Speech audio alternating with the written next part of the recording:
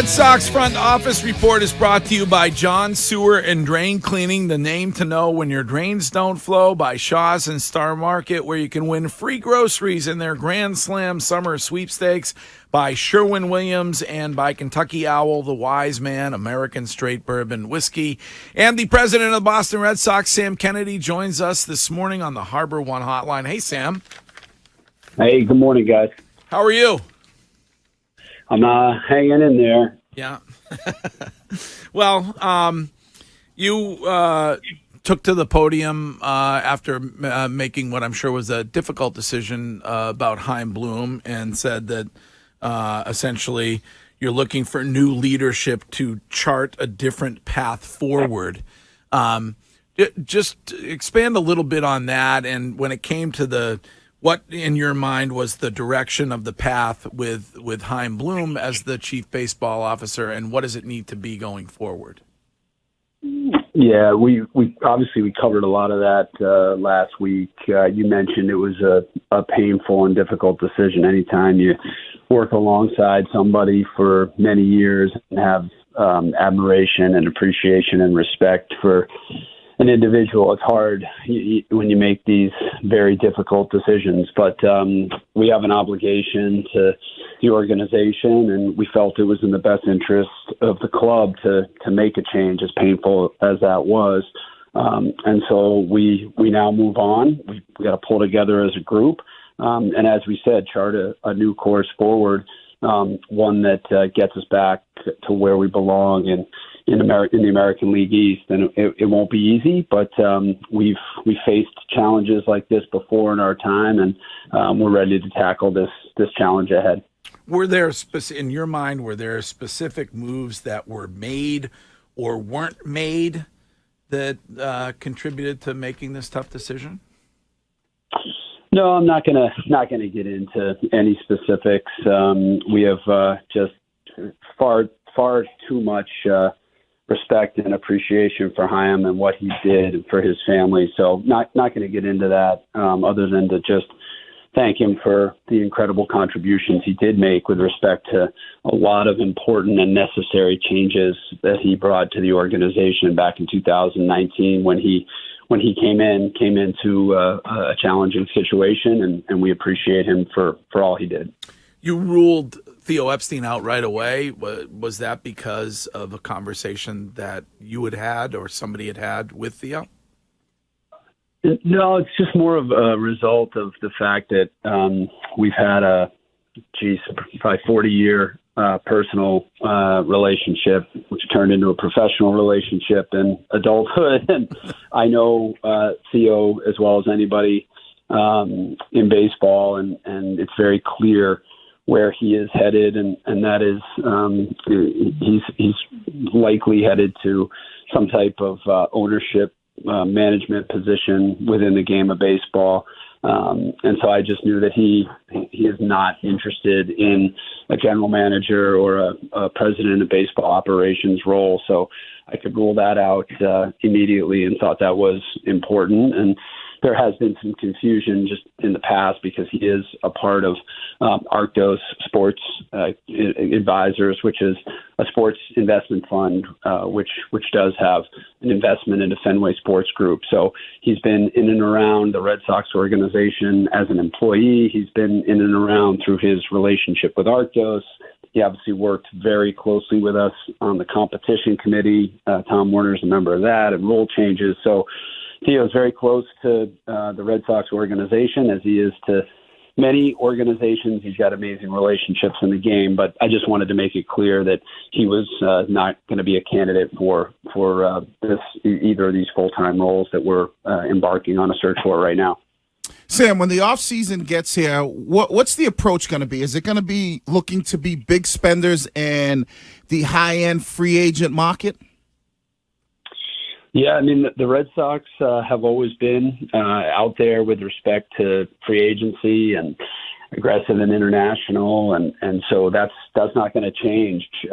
We have obviously we're not happy with the results. They're not acceptable for our standards from our ownership group. So I can assure you we're going to be aggressive this offseason as we are every offseason, trying to get back where we belong, and really excited to get this search process underway in earnest and start to build towards the hot stove season for sure. Sam, in any type of business, when filling a role after letting somebody go, there's usually a list of characteristics or procedures or strategies that you're looking for that new candidate. Have you spoken with Mr. Henry and talked about what characteristics in particular you guys will be looking for to fill this role moving forward? Yeah, it's a great question, Courtney, and absolutely. That's the first order of business, and that process is underway with John and Tom and myself and several others internally in terms of building out the characteristics and qualities that we're looking for. Obviously, the number one priority is someone that we believe can help us get back to where we need to be, and that's playing competitive baseball into the postseason. And so that process is underway, and I'll avoid giving you specific characteristics at this particular moment just because we're thinking long and hard about this next candidate or group of people. Given the changes that we've made, it's really important. We're not going to be rushed. We're going to be deliberate. We'll probably take our time and make sure that we identify the right group of individuals to come in and take us forward. We also have internal people that we're going to speak to. So we're going to spend a lot of time on this. We already have been since last week, and that will continue into the fall and into the winter. Alex Cora will be the manager of this team next season? Yeah, Alex is under contract, and I thought he was very direct and candid about the responsibility that he and the coaching staff take for the poor results. It's on all of us as an organization. Look, I'm the CEO of this team. It's on me. It's on all of baseball operations. It's on the major league staff, and Alex has been real accountable. We all know we need to get better. Sam, when you talk about, I don't really obviously want to get into the characteristics, but when you talk about the new candidate potentially, is it somebody that you're looking at that has maybe done stuff in a big market before, because they're going to have to deal with a lot of stuff that comes with, running this type of baseball club?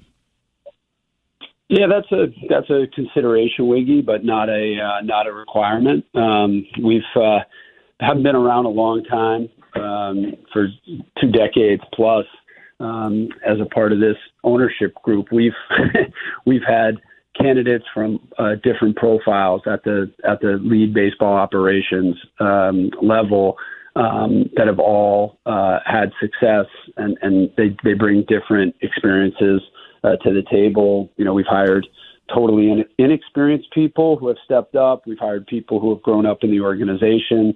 We've brought people in from the outside. So we're going to keep an open mind as we think through the right candidate or set of candidates, given the openings that we have. Sam, at the press conference where you discussed the firing of Chaim, you discussed the messaging and that maybe the organization may need to do a better job of messaging to the fan base.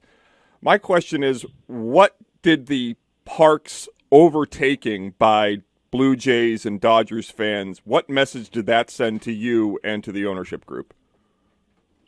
Look, when you have a team that isn't performing at the major league level and you're playing other organizations who have generated a lot of excitement and goodwill, given good seasons, whether it's Toronto or LA or anybody else, that goes with the territory. And so it just is yet another reminder of the fact that we're not where we need to be.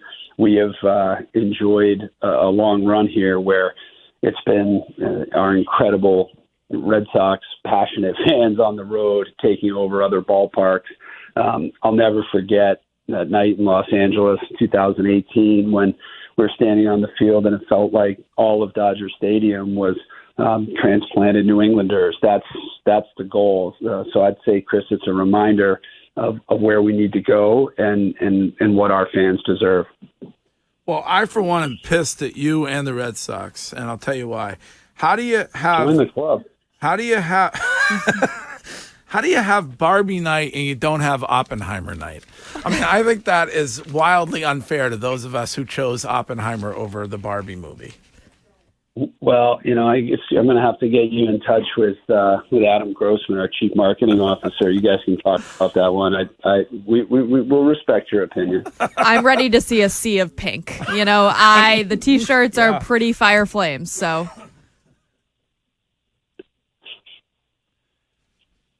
Oh, he doesn't like them? No, Sam, you're not happy with? I just don't think there's a lot more to discuss on that topic. Oh, Sam, well, here's one topic that I think is, pretty interesting, especially for us, baseball fans that we're trying to learn all the time, especially the international market. You guys have an unbelievable footprint in the Asian market when it comes to Asian baseball players.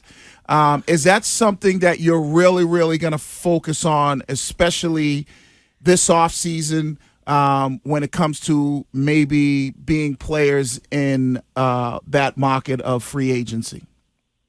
Yeah, listen, we have a global market for players, and so you're right, Wiggy. We've had incredible success thanks to Eddie Romero and Gus Quattlebaum and many, many others throughout our baseball operations department with identifying talent, not just in Asia, but across the globe. And if you look at the makeup of our roster, you see that it's a group with a global footprint. So I can assure you that will continue. And we've had world championship aspirations, and world championships have only come by fielding a team with the best talent from all across the globe. So that will absolutely continue as we go forward into 2024 and beyond. Sam Kennedy, thank you, and we will talk to you again before the season ends. I appreciate it, guys. Thanks a lot.